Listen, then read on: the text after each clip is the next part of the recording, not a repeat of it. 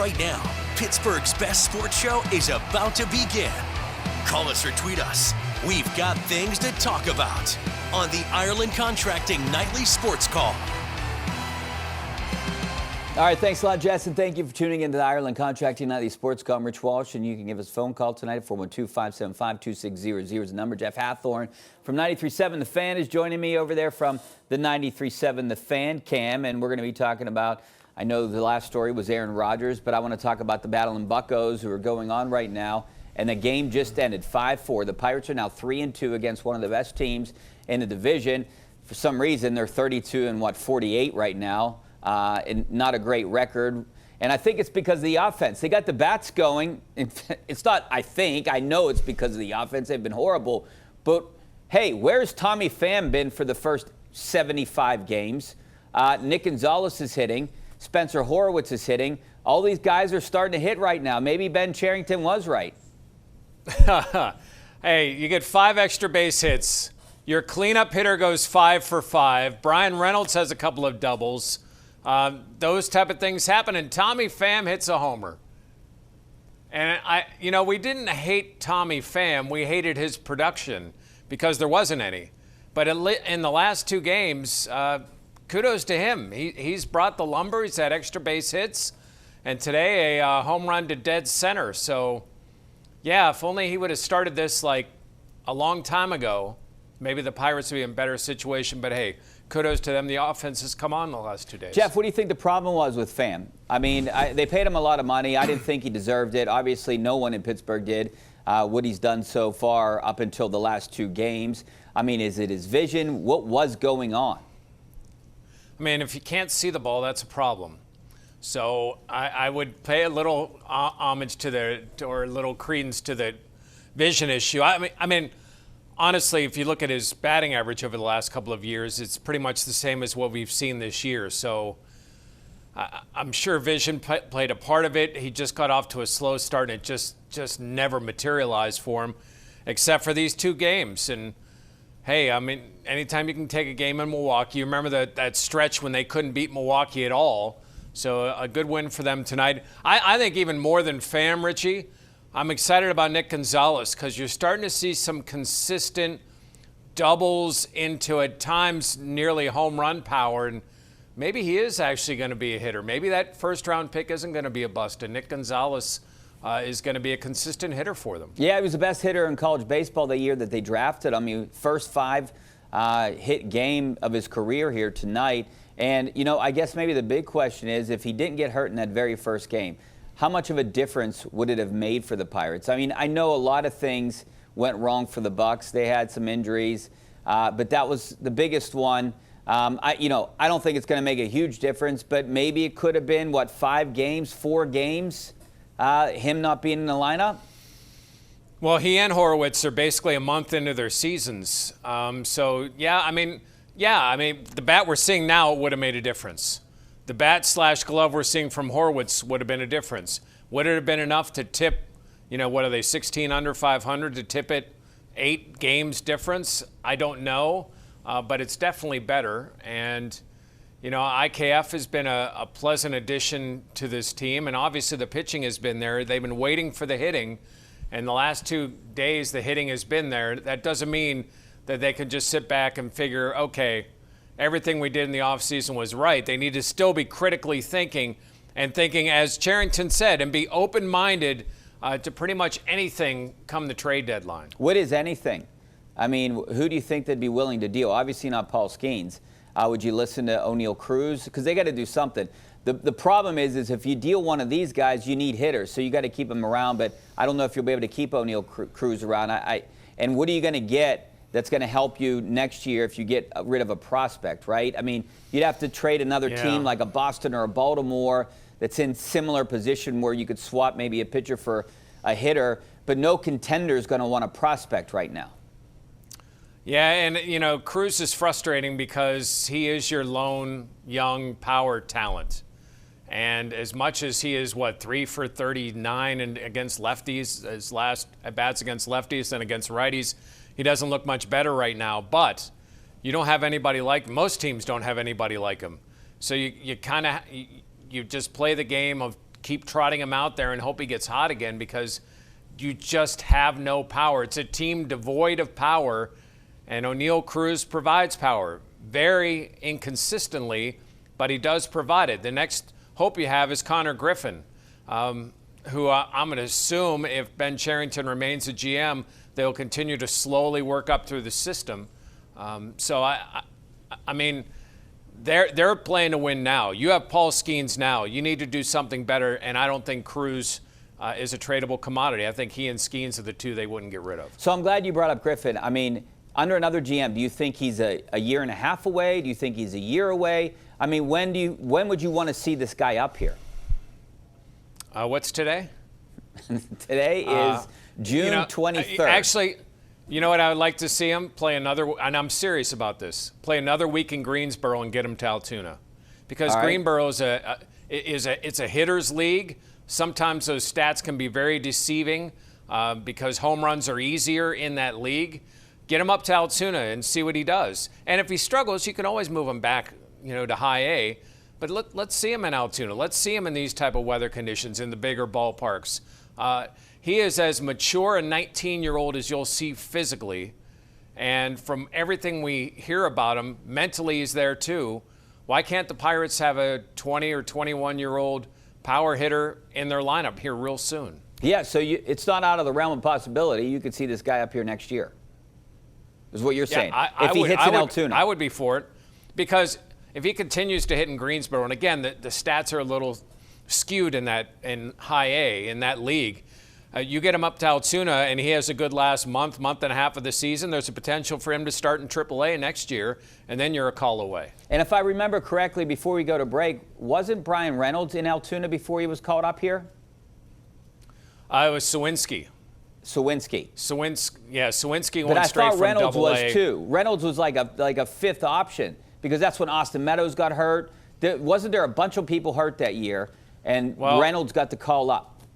Or was it? It might have been Indianapolis, but yeah, he came over from another organization. Yeah. But Sawinski famously was the guy who came up from AA because, man, he had some crazy numbers. He had the 26 home runs. I mean, it looked like that was a great call for Sawinski, and obviously he has struggled since.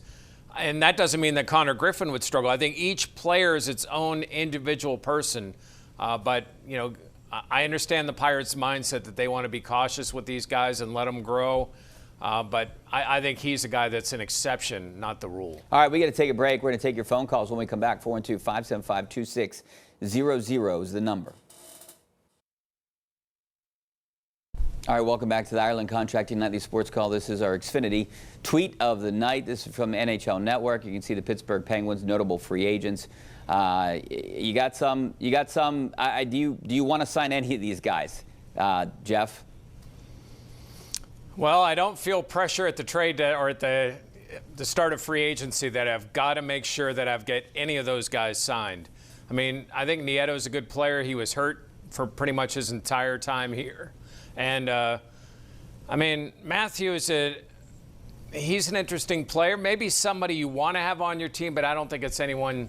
I mean, nobody there. P.O. they had, and they got back from St. Louis. I mean, there's just no one that jumps out of like, okay, I've got to have that guy. Yeah, I just looked up Brian Reynolds. I was trying to figure out 2018. He spent the entire season in Altoona, played 13 games in Indianapolis before the Pirates called him up. So he barely had a taste of AAA, and look what he's doing right now. So I'm not opposed to bringing him up. I'll take my chances at a 20-year-old because it's better than what you have right now.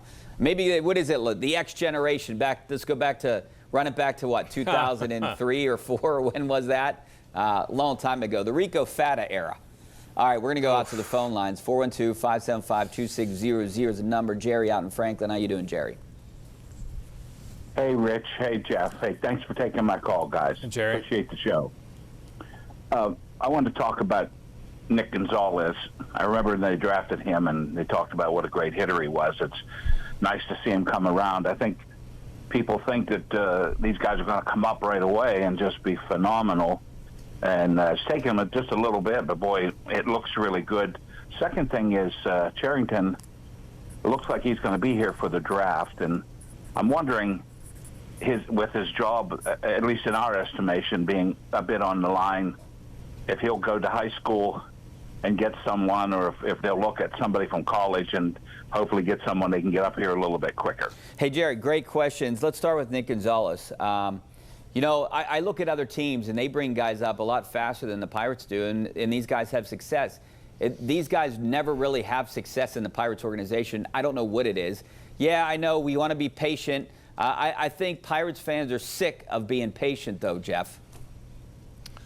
Yeah, they are. I mean, you could go the college bat route. I mean, what do they need? They need a power bat. You could try to find a college power bat. The only problem, the only thing that you worry about in drafting, when you draft for need, a lot of times you get yourself in trouble. If there's an obvious talent right there and it's a pitcher, as I know people will lose their minds, that's the position to take. But if it's between a pitcher and a power bat, especially if it's college, then you go with the college power bat. But if there's someone that's an obvious choice, you've got to go with him. As for Nick Gonzalez, listen, injuries have plagued him. And the thing with Gonzalez, because he played in New Mexico, there was an altitude factor. So there's some concern that some of those numbers were a bit inflated because of where he was playing. But I think he's showing now. I mean, the contact he made today, I mean, just line drive after line drive. He went the other way with one ground ball, but everything else was hit on the line. He went with the pitch. I mean, Nick Gonzalez is not a winning team cleanup hitter, but he is a winning team bat, at least what he's shown since he's returned from injury. Yeah, well said. I mean, they drafted for need, I guess, if you want to say Nick Gonzalez, the best college bat that year, then Henry Davis, the best college bat that year. I would go best available, whatever that is when they pick. To me, it doesn't matter right now. And if Ben Cherington is still here, no matter who that is, you're not going to see him for 4 years, unfortunately. Yeah, most times. I mean, rare circumstances. Obviously, the Pirates have a rare circumstance that's their ace right now. But there is not a Paul Skeens of what the 6th pick that the Pirates have this year. You interested in Aaron Rodgers on Pat McAfee tomorrow? What do you think he's going to say? A lot. I don't know what's going to be newsworthy, but he's going to say a lot. He always does. He had that, 25-minute dialogue with Mark Schlereth about the Jets offense where he just filibustered. I mean, he'll say a lot. I don't know what's going to be newsworthy or what news he's going to break. Maybe he'll say that he's thrown with DK Metcalf, or they've solidified plans, or he feels comfortable with the Steelers offense.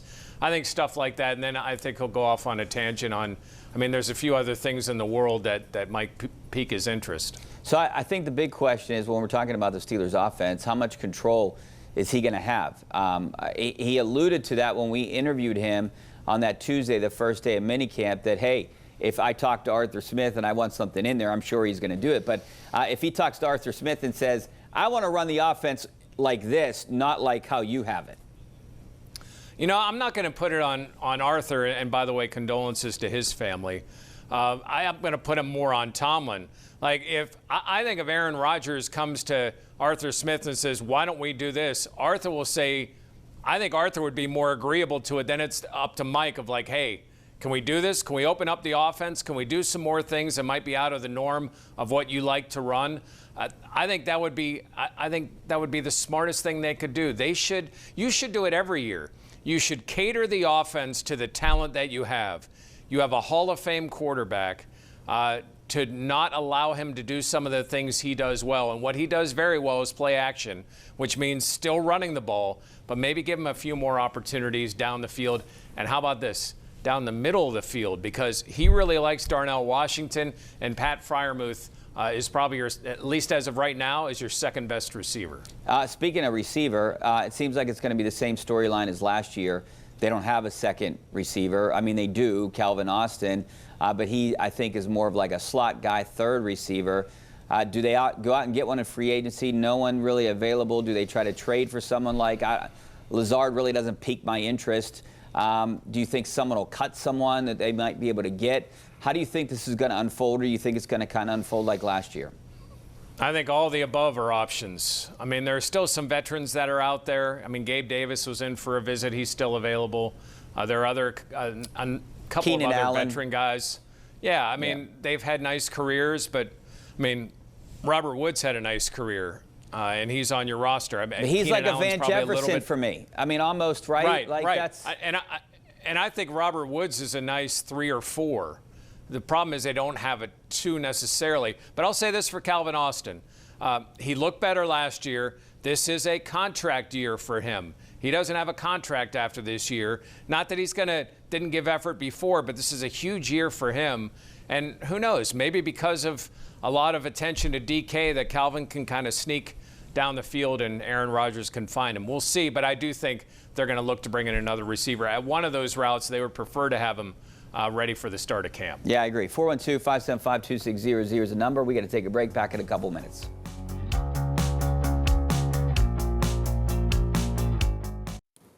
All right, now it's time to turn things over to Ken Rice to find out what's coming up on KDKA News 11. Ken? Rich, we've learned one of the victims in a shooting in Crafton Heights has died. We're going to have a live update on the investigation, plus why a local school district just decided to furlough some teachers, and how many more days in the 90s before we get some relief. All coming up right here at 11. All right, thanks a lot, Ken. See you in a couple of minutes. Jeff, I don't know about you, but I'm the guy on the side of I'd rather it be 90 than 60 and raining.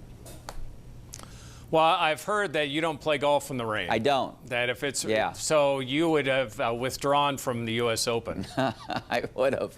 Oh, well, I don't like to play golf in 60 and raining, and I don't like to play golf in the 50s. So, yeah, I'm very particular. All right, real quick, I do want to ask you, Tommy Pham, if he heats up for this next month, do the Pirates have a chance to get anything for this guy to trade him away? Would there be any takers?